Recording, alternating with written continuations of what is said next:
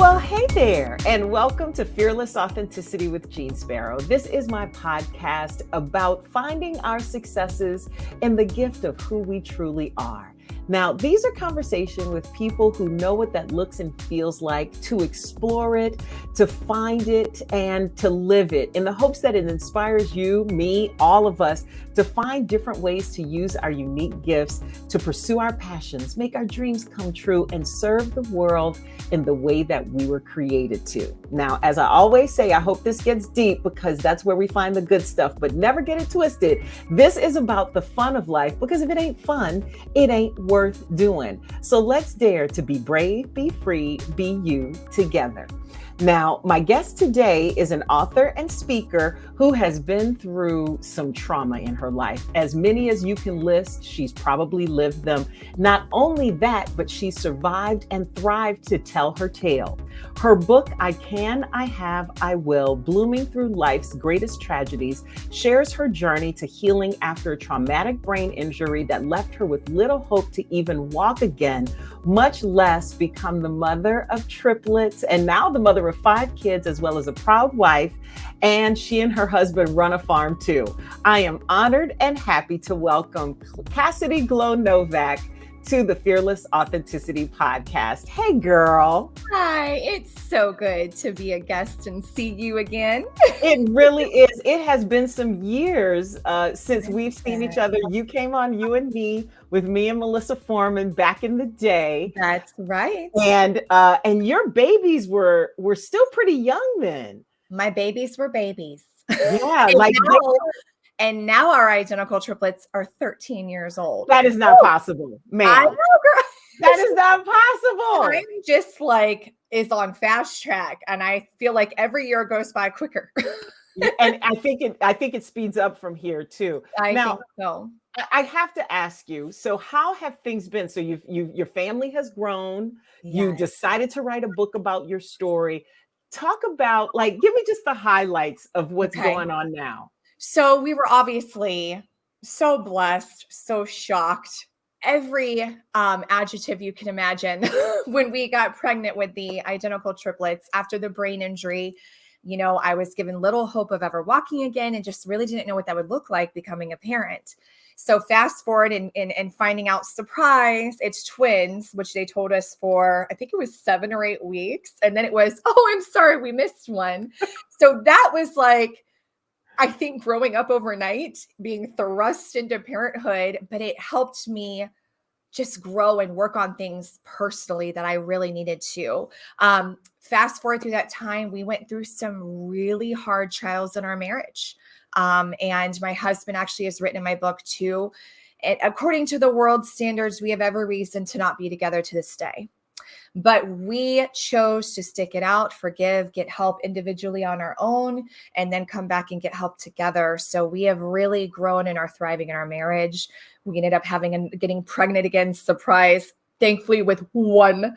And we welcomed our beautiful Cora Danielle, who's 8 years old. And then I call him my yummy. I got my boy, and he is 5 years old, and he's just the little love of my life. Aww. So we have the 4 girls, and then we have our little guy. I homeschool, which is amazing. And I told people, if somebody would have said I will homeschool one day, I would have laughed in their face and been like, no. But I felt like I was supposed to do it. And when the girls were in an amazing private school, and I can't even explain to you how I just had this feeling that was not right. And the second I made the decision to pull them out of school, and this was before COVID, mind you. So thankfully, when COVID came, it was not that big of a change for us because they were already at home. And when I made that decision to homeschool, it was like a weight was lifted off my shoulders. And because we homeschool, we have the benefit of getting able to leave the Chicagoland and migrate south to my roots in Central Florida, where we spend our winters with my family. Ma'am, you are living the life. And right? I'm going to come back and visit some threads in that whole little story right there. You've done a wonderful job of telling it. But what I want to start with is are all the challenges you've been through? Because you talk about how just now you just talk about very briefly and happily about how things have popped up for you, how things have been surprises. And I can't imagine that any of the things that you've been through have been anything but surprises. I mean, sexual abuse as a child, a near-death experience with the accident that could have ended your life in a lot of different ways, even through surviving it. The emotional issues that go along with all of that, eating disorders, anxiety, the problems in your marriage, which I'm sure you'll tie to the things we've talked about. What do you think has been your biggest challenge of that cornucopia of stuff? And what have you learned from that biggest challenge? So I had found out after I had the girls, the triplets, that I was really struggling with some severe depression, to the point where like I tried everything and couldn't snap out of it. So we went in and I got a SPECT brain scan and found out that from my injury, I was only producing 3% serotonin. So I actually went in to hyperbaric chamber treatments to get some healing for my brain. Now, this happened when my girls were about 4 years old. So it wasn't postpartum, which I'm sure a lot of people told you that's what it was. Yeah, I'm sure it was that too. But they said, once you close up, they had removed my skull, and I have from that brain injury of the bleeding on the hemorrhaging on my brain from my boating accident. And then they closed it all up. So I have, 5 plates holding the skull together. Well, that inflammation doesn't go away. So there was a lot of inflammation still there. So that was, I think, a huge challenge. Just really, I remember crying out to God and saying, because I literally contemplated, I was like, I think everybody would be better off without me. I was dealing with so much emotional anger that here I am, the walking miracle, and I can't get my emotions together. I was angry and all these other things going, what's wrong with me? When you stare death in the face, it really leaves a mark. And I had gotten this philosophy of I need to be the positive go-getter. I'm the walking miracle. Everything's great. I've been spared, but I hadn't taken the time to do the work to heal from the inside out. Yeah. So I had to take a pause. I had to take a beat and really start working on me. And that was when all of this sexual abuse resurfaced. Usually when you have a brain injury, you forget things and have memory loss. My brain injury brought and resurfaced all the things of sexual abuse because it was time to deal with it. It was time to heal. So I think that part of the last time since we have talked, that has been the grueling part of learning it's okay to go on medication. That doesn't mean you're failing. I had the doctor tell me, you have holes in your brain that are getting no blood flow or oxygen. You're telling me if you had been born with a hole in your heart, that you wouldn't take medication for that. And I just was like, okay, that doesn't mean I'm a failure.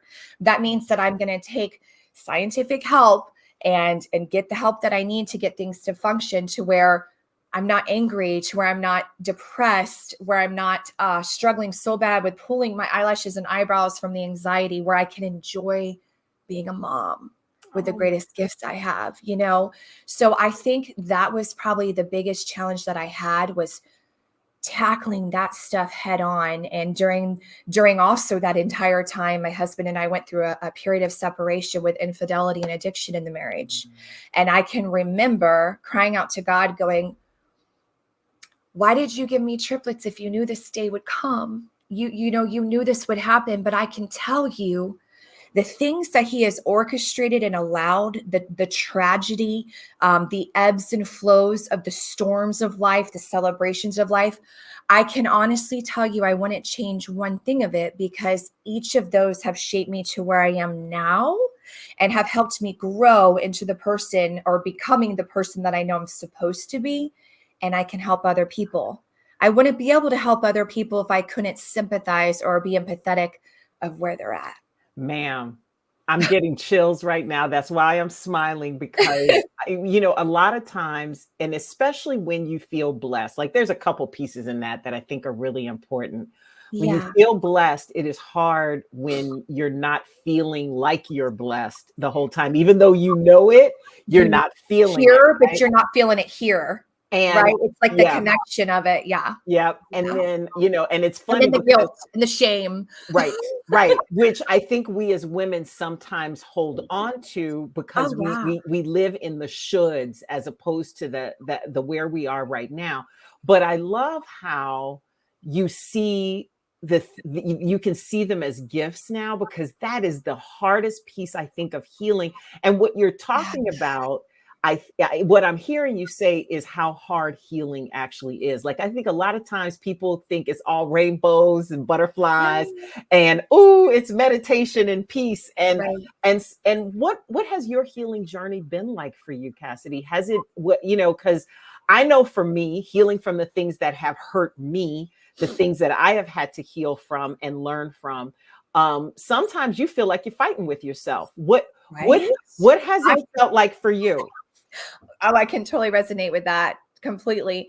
I think the healing journey for me, people see us where we're at. I know you would definitely relate with this because people see you in the spotlight and everything. So they think, oh, she's got it all together. Man, I wish I had her life and all this other stuff. They don't see the times that you've been bare knuckling, trying to grab out of the big pit that you're in and pull yourself up from your bootstraps.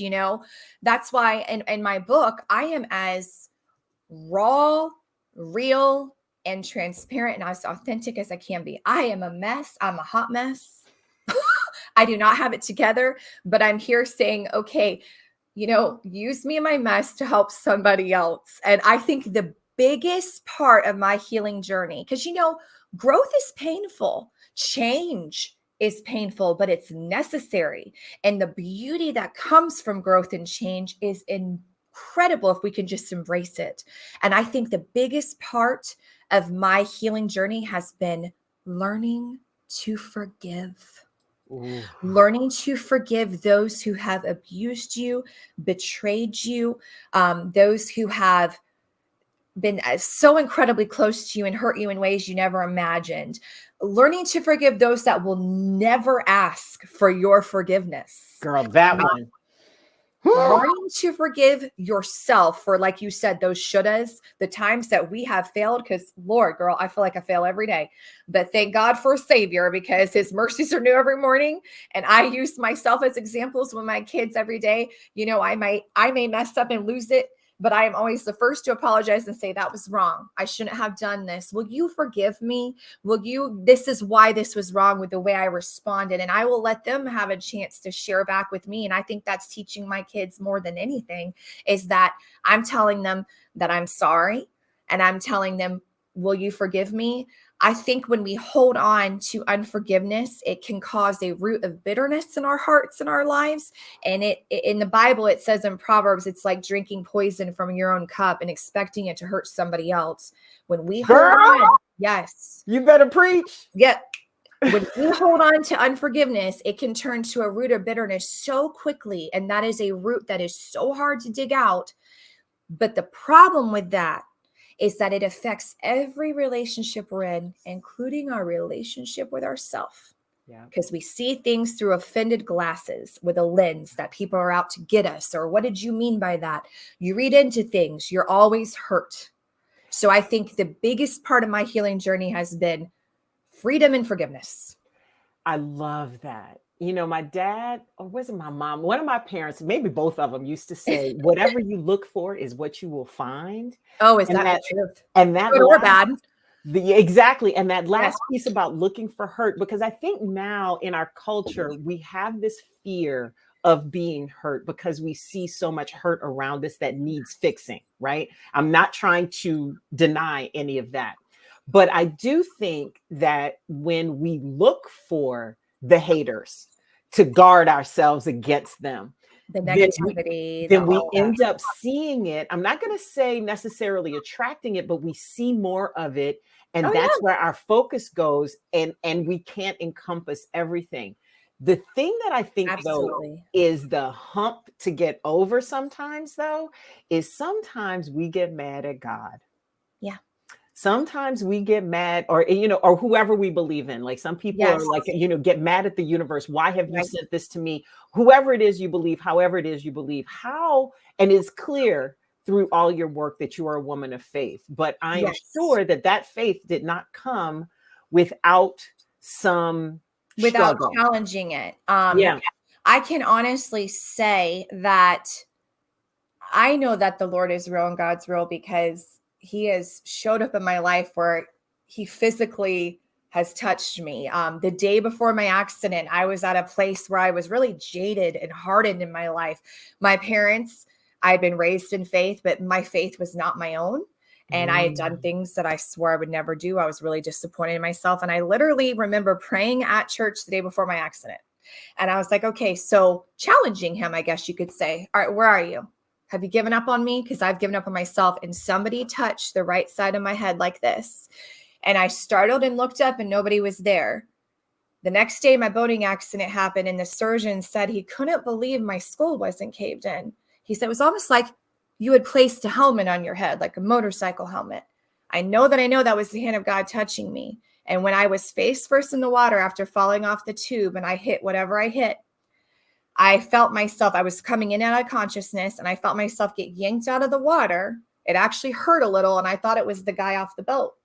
And later he said, no, we were trying to get to you. Don't let me be your angel. And as we were trying to swim out to you because we thought you broke your neck, we all watched you physically get hoisted out of the water.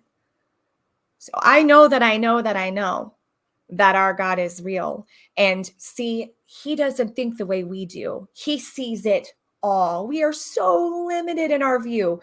We see what is next. We rely on our fickle emotions and feelings that are ever changing and cannot be trusted and cannot be relied upon. He sees the whole picture. He is a just God.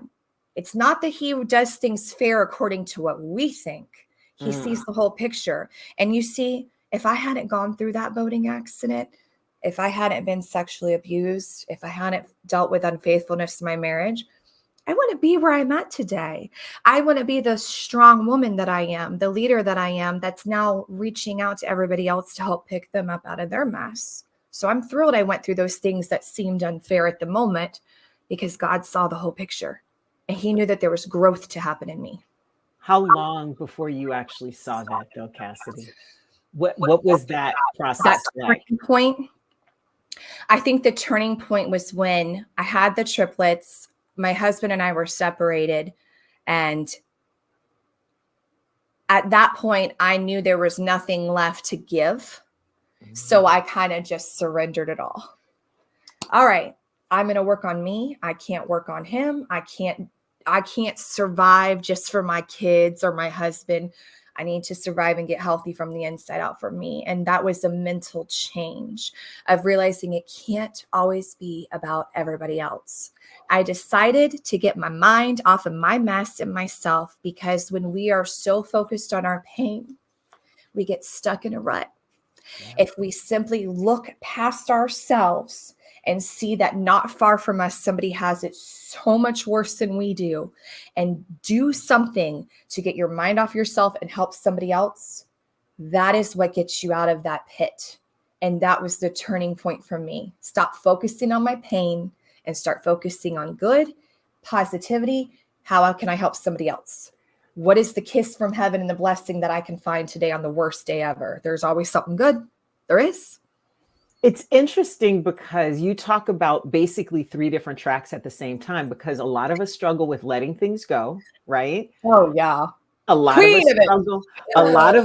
of us struggle with owning our own stuff and not comparing ourselves or blaming others. And then that other piece of being able to look and reach out and find the letting go in all of those 3 things, because any of those things are out of balance, then it becomes another problem, right? You're right. I would agree with that for sure.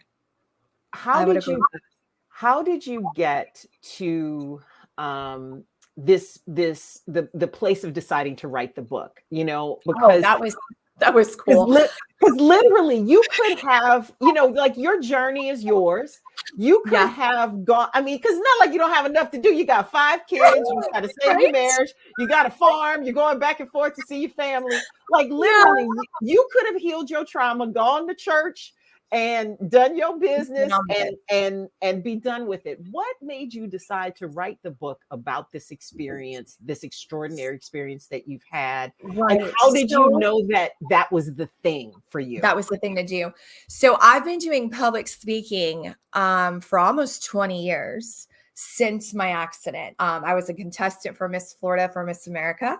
Won Miss Silver Spring. So I started speaking at like graduation ceremonies and small town things. And I'd always been a singer and a performer, but I actually am more comfortable doing public speaking than I ever was singing, which is hilarious because who would have ever thought?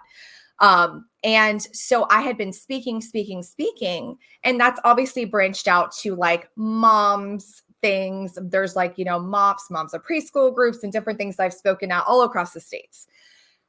People would ask me, where's the book? Where's the book? I'm trying to take notes, but where's the book? And when I'm asked to speak, I'm always like, okay, which topic are we talking on? Because I have a few. Do you want to hear about the miraculous recovery? Do you want to hear about overcoming the eating disorder? The marriage stuff, the parenting stuff. So I literally had felt like it was kind of stirring within me. And then September last year, I literally woke up. I felt like I was given the title. I can, I have, I will. And that came from like the little engine. I think I can. So that when you face a trial, because if you're not facing one right now, just hold on a minute because you will be. So it's, I can do this. I can do this. I think I can.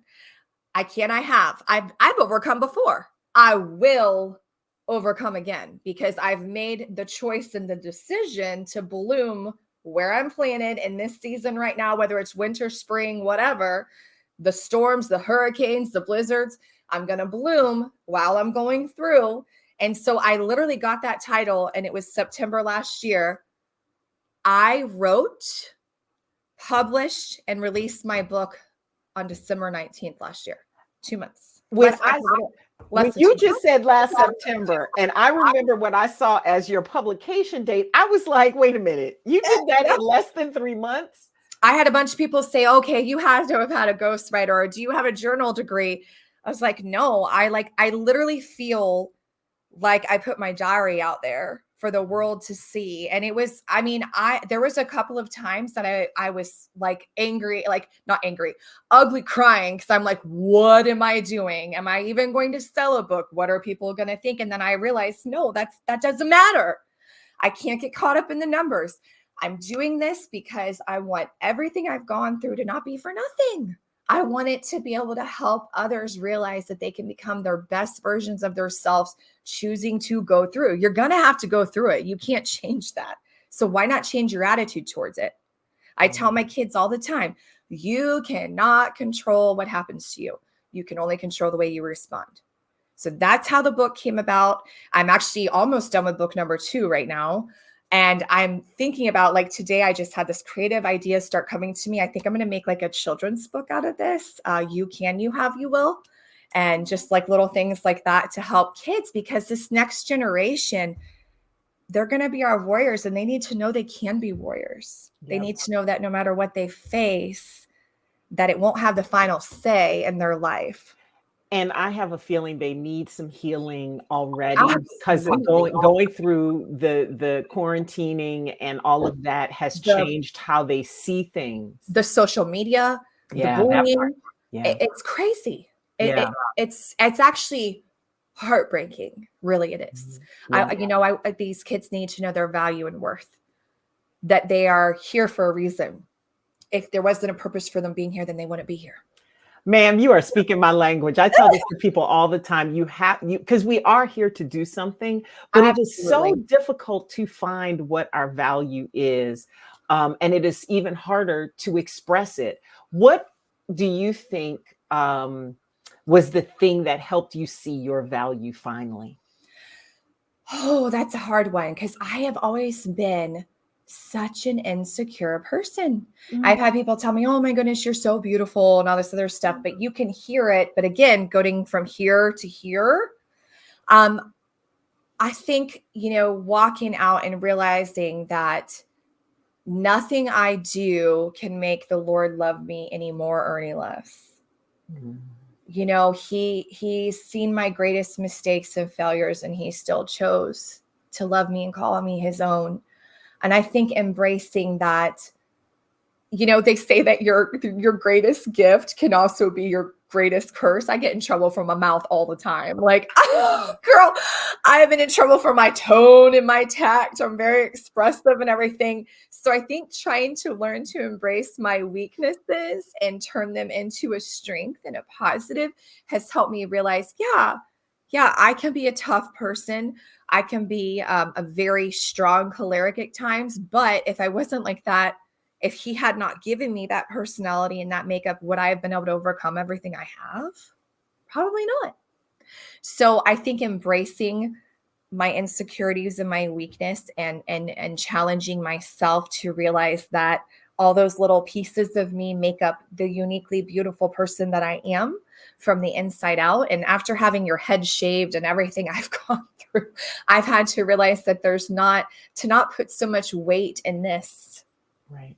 This could be gone tomorrow, but you can still shine on and be a beautiful person because your true beauty comes from the way you treat others. I always tell my kids, we treat with what? And they'll say back to you, love and respect. Because if you don't love and respect others, you're not going to get love and respect back for yourself. Right. So I think that's how.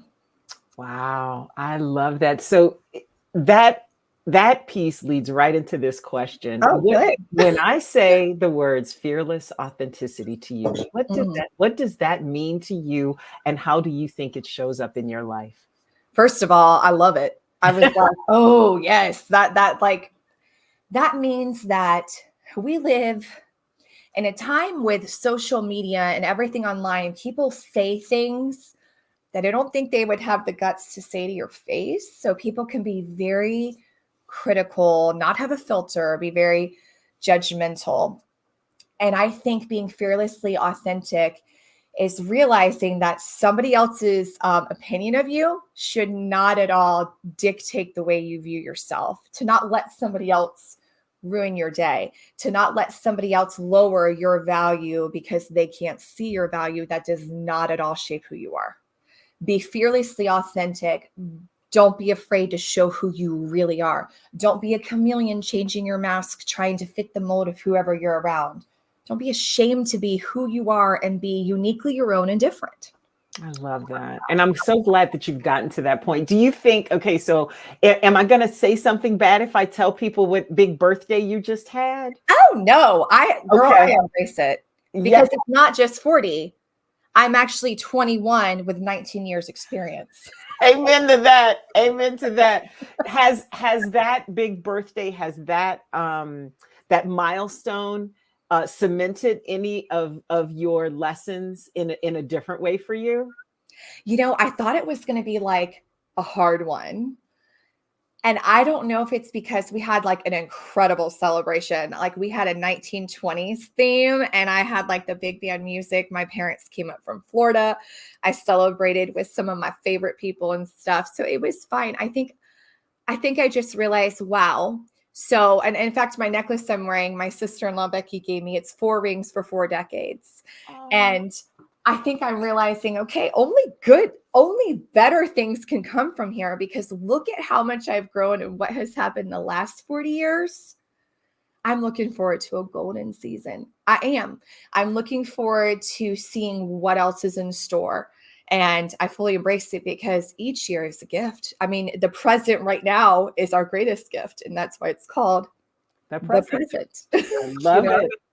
Now, one of the things that I think is embedded in a lot of what you talk about is self-care. When you talk about paying attention to yourself, letting go of what other people think. And that's something that's really super important to me as well. And it has become a big focus of how I see our gifts coming to fruition. Yes. How do you take care of yourself and your gifts? Something that I had to realize is it's not being selfish to take time for me. There's this, I don't know, this mom guilt that either we put on ourselves or other people put on us, that like, oh, if you're taking time for yourself, you're not being a good mom, you're being selfish. But actually, I feel like if I take time for myself, running is my thing, because they told me I wouldn't be able to walk again. I had to become a runner. I had to prove them wrong. I love running. I love reading. I love taking my salt soak baths. And I religiously take my salt soak baths and work out. I try to work out 5 days a week, and that's like my alone hour. And I feel like I am a better wife and a better mom if I'm filling up my vessel. Yeah. If I'm pouring into myself, then rather than being empty and not having any love or anything to give. Right. So I think self-care is extremely important. Exercising for me is not just about the physical health, but also for the mental and the emotional aspect of it as well. Yeah. I saw one of your posts that said giving yourself permission to rest. And I just thought that was the most beautiful way of putting it. And you had a lot of other pieces of advice that I really loved. You talked about some of them, becoming bitter versus becoming better, and that you can make a choice about that. Controlling only how you respond, not the other things. The other thing I saw that you talked about in another interview you did was crisis reveals our cracks. Okay, explain that to me. Okay. And expound on that. And I also want to know what the best piece of advice is that you've ever gotten or given. Okay. So crisis reveals the cracks is actually found in Proverbs in the Bible, because we can actually think we've got it all together. We're all positive and we got our smile on, and then we're hit with something that literally knocks the wind out of you or knocks you on your butt. Okay. Then your true character will come out. Are you still being all positive and friendly to be around? Probably not. So I feel like when we're hit with something, whether it be something that makes us really angry or even breaks our heart, that it's really a challenge to see where we have that emotional, that little poach you really good and it makes you upset. That means you need to grow in that area. So it's a growing opportunity. So, and I think that less of those trials or those certain things will come our way once we have grown enough to where they don't affect us and we're not a wreck anymore. When our spiritual maturity rate of get back up. And how quickly does it ruin your hour? Does it ruin your day? Does it ruin your week? Are you still literally focusing on this and just wallowing in it? Or can you get back up quicker? Get yourself back up quicker.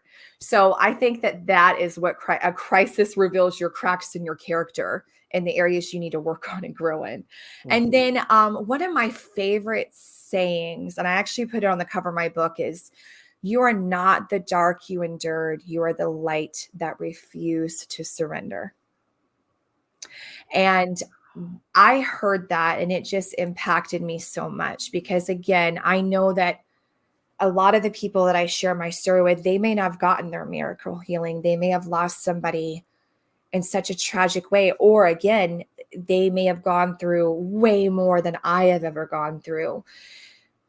And for me, I would like to say to them, but you're not done yet. And you're still here. You still have a reason to be here. Choose to bloom. Choose to figure out, okay, so what is still in this life for me? Why am I still here? And I think I would tell them the greatest advice I heard is, don't let it ruin your day, and don't waste another day focusing on the unfair, hurtful, painful things that have happened, because the days can turn to weeks, the weeks can turn to months, and what we focus on literally shapes our belief in who we are as a person. So to not waste any more time holding on to that pain, that regret, that greatest mistake you've made, that horrible betrayal, but instead turn it into a good and don't waste any more time. Yeah, because it's never too late to let that go and move forward. No. It never is. Yeah. If you're still breathing, you still got time and opportunity to grow. Yep. So. Girl, when my therapist told me that, I remember I was in a dark moment, and she was just like, it's not too late. You can still, she was like, I have clients who are 80, 90. She was like, no. As long as you have breath in your body. And I think that's an important thing to remember. Wow. Okay. Did I cover all that you would ask? Ma'am, and some. So I'm getting to the point where I ask my last couple of questions that I ask people, that I always ask everybody. What is your proudest achievement so far? And what do you still dream of doing? So that's a two-parter. Okay. I think my proudest achievement is writing and publishing my first book. Yes. One of my biggest goals, and I don't mean to sound superficial. There's never any judgment on this podcast. Right. Right. Because again, I'm really trying not to focus on the numbers, because that's why I didn't do this. But man, it would be so amazing to be a New York Times bestseller one day. That would be so cool. That would be so cool. I love that your proudest achievement so far is related to what you still dream of doing. Yes, I love that. Absolutely. I love that. Gotta keep going. I cannot have a will. I gotta keep it going. Yes. I hear a song coming. Yeah. I don't know. I think you might want to go back to those roots, Cassidy. Got to get back in that studio. And then the last question I always ask everyone: when do you feel that you are at your best, truest, most authentic expression of yourself? When I am speaking in front of people. It is amazing. I feel like I come alive whenever I'm doing a public speaking event. And I'm sure you're going to give my information. We are looking for public speaking events. It's not just a ministry. We are looking to motivate and help and heal and bring hope to anybody. When I can literally get up there and pour my heart and soul into people to pull them up and say, you can do this. You deserve to be set free from the bondage of bitterness and brokenness, to receive that freedom that comes from healing yourself from the inside out. That is when I feel like I am truly my exactly everything that I am in my makeup, is when I can get up and I can share everything I've gone through to help others. I love that, because I feel the same way, sis. Yes. Your answers to your last two questions, right there with you, ma'am. Right there with you. Thank you so much for all your time today. Yes. It has been great seeing you again. I am wishing you all the blessings in the world. All of everything that is to be your territory, may it be yours, ma'am. And listen, Cassidy has been through it and has survived and thrived to tell us some serious wisdom. Here are a few of my favorite points from our conversation. Gratitude, having that for absolutely everything, even the horrible things that happen in our lives, not wanting to change a thing, because all of those things together make us who we are and who we're supposed to be. That's the piece, who we're supposed to be. I love that. And also acknowledging that growth is painful, change is painful, but that it's necessary, and we may as well embrace it in that situation, because it is the forgiveness that happens in that embracing that helps us move forward, avoid the bitterness. And I love that quote from Proverbs, the verse from Proverbs, like drinking poison from your own cup and expecting it to hurt somebody else. My mama used to say something similar to that, and boy, does it ring true. I also love the saying, get my mind off my mess and myself. Because when we do that, when we focus on the pain, when we focus on ourselves, when we're just looking down, we get stuck in the rut. And when we look up and look out, it can change our perspective. And of course, the title of her book, I Can, I Have, I Will. The fact that trials are on the way, we've been through them before, and we can do it again. If you overcome one time, you will again, and you make the choice and the decision to bloom where you're planted, to do that very thing. I absolutely love it. And then her faith is just such a beautiful thing. And gleaning from your faith that you are worthy of love exactly as you are, embracing all the pieces that you don't like, which I know we all struggle with. I know I do. Struggling with your insecurities, your weaknesses, the things that you don't love about yourself, but seeing the whole of who we are as unique, beautiful, whole beings that are worthy of love exactly as we are. Thank you, Cassidy, for sharing all of that, your story, your path. And please check out her book, I Can, I Have, I Will, Blooming Through Life's Greatest Tragedies. Now, I appreciate you, my Fearless Authenticity listeners. I appreciate your attention. I appreciate your love, your support. Could not, would not do it without you. I hope that you will interact with this episode in whatever way you feel moved to, whether you rate it, review it, leave a comment, download it, subscribe it, share it, whatever it is, it helps get the word out about fearless authenticity. And that's what we want to do. I also could not do this without my amazing production team. So thank you to everyone who worked on this episode. Lisa E., Vicky, Wayne, Jess, everybody. Thank you for your hard work every single week. And I would be honored if you joined my community. Please sign up for my newsletter at fearlessauthenticity.com. Follow me on social media at Ms. Jeanne Sparrow on YouTube, Facebook, and TikTok. Also at JM Sparrow, got to get those right, on Instagram and Twitter. This has been Fearless Authenticity with Jeanne Sparrow. Thank you so much, and we'll see you again soon.